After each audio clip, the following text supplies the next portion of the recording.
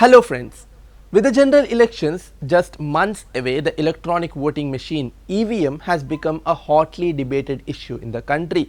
Although complaints arise before and after every election, this time serious arguments are being raised in such seriousness that the voting machine would determine the credibility of the election itself. It was after the 2019 general elections that the reliability of voting machines began to be seriously questioned.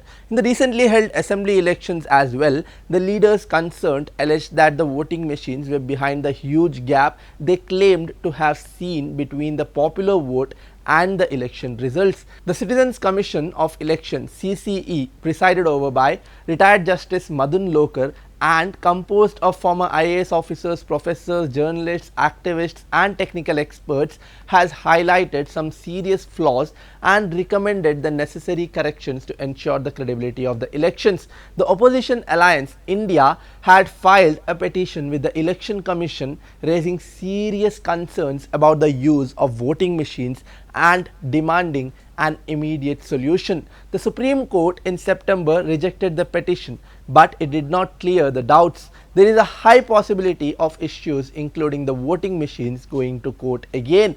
It is noteworthy that the skeptics include not only opposition political parties but also impartial public servants, computer experts and lawyers. Even though some are demanding a return to the old ballot paper system, many from CCE to India want reforms to restore the reliability of the voting machine so that everyone is convinced. The Election Commission has the responsibility to fulfill this absolutely reasonable demand.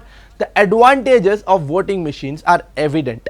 An example is the speed of the voting process and the counting of votes as well as reduced cost of elections. Not only this, with the machines we are able to hold elections at the remote places and are also able to maintain transparency in places where enforcement is difficult. At the same time, its significant drawback is the lack of transparency. Another is the possibility of the computers being hacked. There is also argument that machines can be tampered with. A cyber expert from Chicago had made headlines when he alleged that the 2014 election was rigged. A research paper pointed out that the widespread irregularities were seen in the 2019 election results. There was a discrepancy between the number of votes and VVPAT. Although the Election Commission regularly denies the allegations, the distrust in the voting machine increases each time. At one point, the Election Commission announced a hackathon challenging the voting machine to be hacked, but to no avail as none of the major parties participated. Moreover, not only the voting machine, which includes the balloting unit and the control unit, but flaws in the methods like VVPAT also damage the credibility of the election. Since India began relying on voting machines in 1980s, 31 countries have used or tested them. Many did not go beyond the trials and some gave up after using them. Finland introduced the voting machine system in 2008, later scrapped it, finding that it did more harm than good. In Germany, the court declared the voting machine unconstitutional and banned it. Netherlands, Norway, Kazakhstan and Romania have also given up after testing the voting machine. We see that none of the leading democracies in the world use EVMs because it is an opaque system.